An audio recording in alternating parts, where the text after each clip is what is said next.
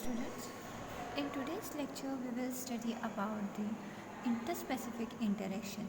Before going to the interspecific interaction, first we should understand what is the interaction.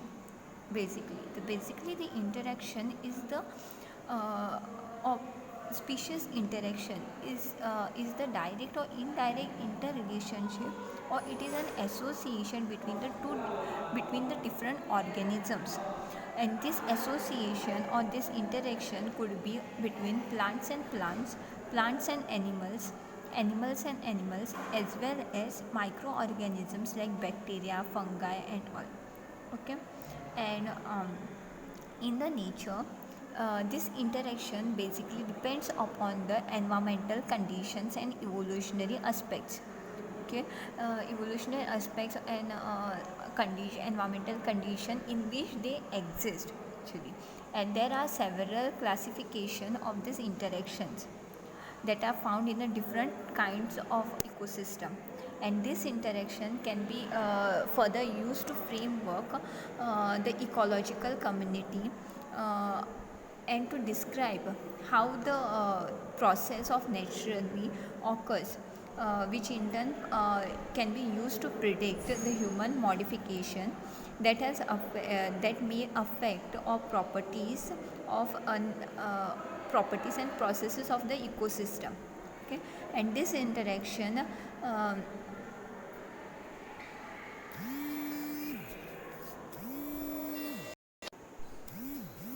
so this interaction or can be of like two types, that is interspecific interaction and intraspecific interaction. So what is interspecific interaction? In interspecific interaction is the interaction between different species. Okay, whereas intraspecific interaction is between the same species. Okay? And this interaction is further divided into different types. Okay, that is competition, predation, commensalism, parasitism, mutualism, and amensalism. Okay, before going to that classification, first in brief we'll study about the interspecific interaction. In interspecific interaction is the interaction between the two different species. So here two different species in a particular ecosystem will compete for the same resource. Okay, and this same resource include the territory or niche, uh, actually include the territory and food resources like for prey, and the availability of other in like abiotic factors like water and all. Okay, whereas the intraspecific interaction is the interaction between the same species. So between the same species means here the competition will be for the is between the members of same population. Okay, individuals of the same populations will compete for the resources, and here uh, competition include for the this for the hierarchy, then for territory, then for mating and other food resources. Okay, so first this interaction is further interspecific interaction is further divided or classified into five different main, that is competition, predation, commensalism, parasitism, mutualism, and amensalism. Competition and predation is considered as a both together as a one, but we'll see. Okay, so this competition is the occurs when one entity hunts sorry competition is occurs when population or even an individual compete for food resource, and it is often referred to as a exploitative or consumptive competition. And when there is a competition for the territory, it is interference competition. uh, and primitive competition is when they compete for a new piece of territory, and this is basically the one which arrive first will mark its territory first. Okay, and whereas the in competition, the both the like there is each individual will adversely affect another in a quest for food, living space, mates, or other common needs. And here the individual harms one another in attempt to gain the resources. So, uh, in this competition is classified into both, that is seen in the interspecific interaction also and intraspecific interaction, and this occurs due to the exploitation or the interference. Okay, and result of this competition is that there is exclusion, then coexistence by niche separation, character displacement, and resource partitioning takes place, and in this particularly both are affected. Okay, whereas in predation,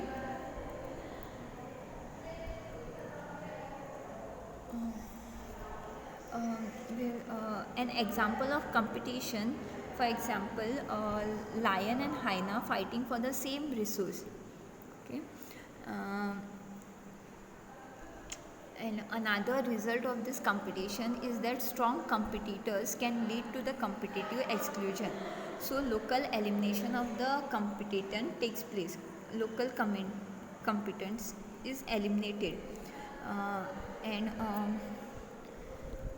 For example, a common spiny mouse and a golden spiny mouse show temporal partitioning of their niches. Both species are normally nocturnal, that is active during the night time. And when they are coexist, the golden spiny mouse becomes a diurnal, that is they will be active during the daytime. Okay, so uh, another effect of this competition is the resource partitioning and the character displacement. In this, what happens, the division of the resources takes place due to the resource partitioning, and further from the resource partitioning, character displacement occurs, which helps in obtaining that resource more efficiently. Okay, example of this is the adaptive radiation in Galapagos finches. Okay, then next one is the predation. In predation, what happens, one entity will hunt another animal to suffice its nutritional requirement, and this is referred to as a predation. And here a predator is an entity that hunts its prey. For example, a snake eats a frog. Here snake is a predator and the frog is its prey. Okay, so in this predation, one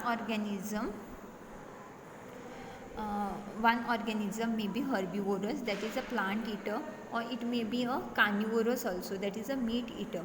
So in this, one wins and one loses. So predator or wins and prey loses. Okay, then next one is the next one is the parasitism. In parasitism, what happens? One entity benefits from the other entity and is harmed. For consider but it doesn't kill the other species. For example, consider two species, species A and species B. Species A will feed or harm the species B, but it will not kill the species B, because the killing of this its species B will indirectly affect that species A. For example, the species A is referred, or the entity that is harmed is referred as a host, that is species B, whereas species A, the one is benefited from the that host, is referred to the parasite. Okay, so when the host is killed, this type of behavior is referred to as a cytidoid, parasitoid, that is, in this what happened, uh, one entity that benefits from the another entity is refers to the parasite, and that the entity which is harmed, the organism which is harmed, is refers to the host. So parasite will always make sure that its host is alive. It will not kill it, it will just harm it, because all its vital requirements of all is it gains, or even the ecosystem or the habitat in which the parasite lives is fully depend on the host. So it will make sure that its host is always alive. Okay. By some parasites, there is a parasite on parasite, it is refers to as a parasitoid. Okay. And this parasite can be living on the surface of the host, that is refers to the ectoparasite. For example, flea, leech, ticks, bugs and all. While endoparasites are the parasite which lives inside the body of the host. Okay. For example, tapeworms, then liver flukes. Okay. So um, and this endoparasite can be further subdivided into intracellular parasite, that is live inside the cell, and intercellular parasite that lives in a within the space of between the cells. Okay. And here what happens, there is a negative effect on the host, but negative effect on the host, whereas the parasite is benefited. So here what happens, it is a plus minus interaction. Plus means it gains positive response of positive from parasite, whereas negative interaction from host, because host get harmed due to this type of interactions. Okay. And this type of interaction may be live on, or even on their host for often long period of time, or even a full the life cycle of that parasite gets complete on the one host itself. Okay. Sometimes then there are other kinds of parasites based on parasite interactions, okay, with the host and the life cycle. For example, obligate parasite. Obligate parasite is totally parasite that totally depend on the host to complete its life cycle. Okay. Whereas facultative parasite is not like they will be facultative, they will come and leave the host, they do not complete or completely depend on that particular host. Okay. And this is based on the interaction between the host and life cycle of parasite, that is obligate parasite and facultative parasite. Whereas on the basis of the place where the parasite reside, that is ectoparasite and endoparasite, that we have already discussed. Then examples of parasites like flea, uh, tapeworm, these are the some examples. Okay. Then next one is the commensalism. Commensalism is the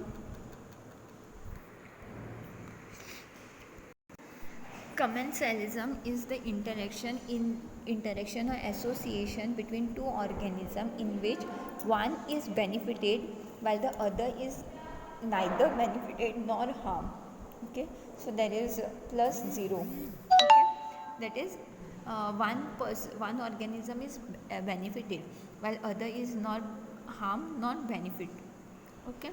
And species that involve live together without entering into any kind of physiological exchanges. In this, the species will be involved together without entering into any kind of physiological exchanges. For example, cattle egrets are often found around grazing herbivores, such as such so this will buffaloes are not harm, but the cattle egret will feed on the ticks or the fleas which are found on their skin. Okay. Then Another type of interaction is mutualism. In mutualism is the interaction that occurs in species uh, in which both are benefited. Okay, in this interaction, there is the two organisms which are involved in this type of interaction will be both are benefited, that is plus plus. Okay, so they are further this type of interaction take place in three patterns, that is facultative mutualism, obligate mutualism, and diffusive mutualism. Okay. Facultative mutualism is the occurs in a species which survive on their own under favorable condition, and that is if one species may survive in the absence of other.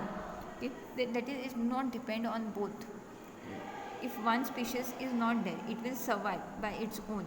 Okay, then obligate mutualism involves one species that is depend on the survival on the other species. Okay, that is that particular species will require another species for their survival. Okay, and the third one is the diffusive mutualism, in which one entity can live with the multiple partners. Okay, and for example of mutualism, like lichens. The lichens is a mutualistic association between the species of algae and the species of fungus. Okay, algae is known as a phycobion, and the fungal partner is known as a mycobion. So fungus retain water and takes up materials. Okay, whereas algae provides carbohydrates and other organic nutrients as a result of photosynthesis. This is the example of mutualism. Similarly, we will take one example from animals, that is one of the most commonly observed mutualism is the flowering, pollination of flowering plants, that is taken by the insect or the bird. So pollinators will benefit from the interaction by receiving the nectar. Okay, whereas plant gets its pollens transferred from one plant to another. Okay, and this is an example of the this obligate mutualism. Both are dependent. Another one is the amensalism.